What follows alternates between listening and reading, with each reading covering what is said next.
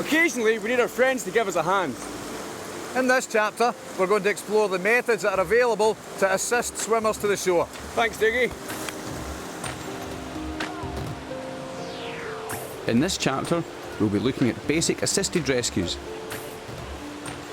That is, those that involve us using our basic kit, for example our paddles, as a reaching aid.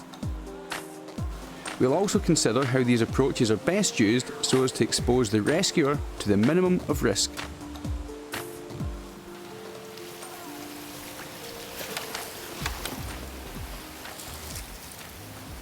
When you're dealing with situations, don't let a moment become an epic. Before you proceed, you should consider your own safety. Then you can consider the needs of your team and any other river users. Only after that can you realistically think about aiding a swimmer or recovering any equipment. I like to remember this as self, team, swimmer, equipment. When you consider the options available for assisted rescues, in order of increasing risk to yourself, the sequence will be shouting rescues, reaching rescues, rowing or paddling to assist, and going, or in other words, entering the water yourself. Let's look at these more closely. Shout. Stuart! Stuart, swim to me! Standing in the riverbank, shouting and encouraging the swimmer towards you offers very little risk to the rescuer, but is incredibly effective.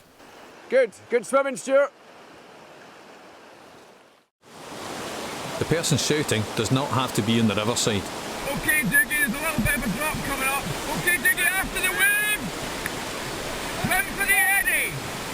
Shouting while paddling alongside a swimmer can give them very useful information that will assist them in getting to the bank.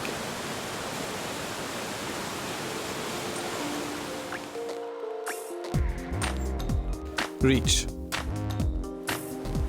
We can use a range of equipment to extend our reach to swimmers in order to offer them assistance. We can use a paddle. If you're using this method, hold on to the shaft of the paddle and encourage the swimmer to do the same.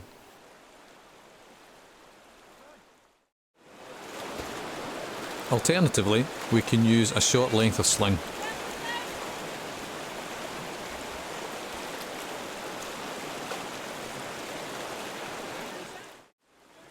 With these short reaches, we can increase the security to the rescuer by adding a handrail. This is a rope tied off at an upstream position with the clean end available for the rescuer to hold on to. If using this method, the rescuer should start off facing downstream, looking over their shoulder.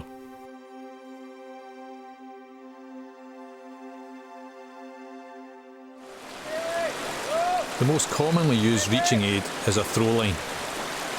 We will look at this in much more detail in a later chapter.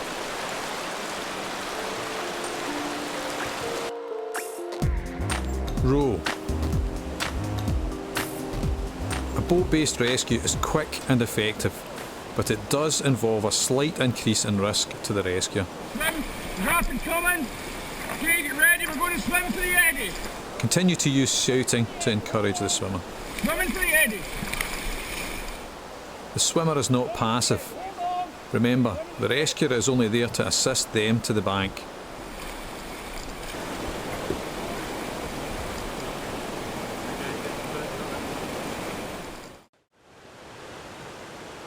Assisting a swimmer from an open canoe is slightly different. The swimmer is collected in the upstream side of the boat, and then, when there is time and space, the swimmer climbs into the boat and both paddle to the shore.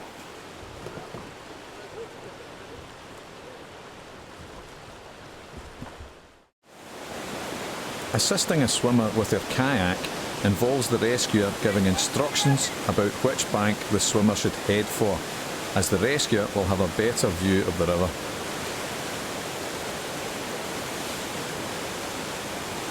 If possible, the swimmer should get their boat upright and push it for the bank and swim after it. Once the swimmer is safely ashore, the rescuer can concentrate on nudging the boat to an appropriate eddy. Once the swimmer is on the bank, they should assist the rescuer to recover the boat.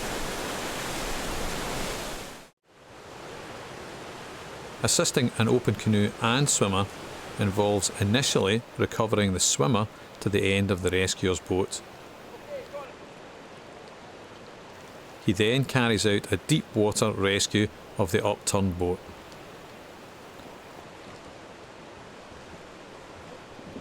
The swimmer climbs back into their own boat and paddles for the bank.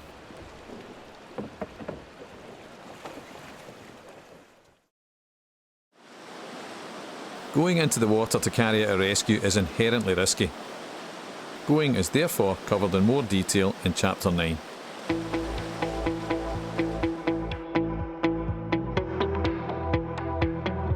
We will all be called upon at one time or another to assist our fellow paddlers. It's our responsibility to be familiar with the basic techniques described here. Being able to offer this kind of assistance helps resolve situations before they get out of hand.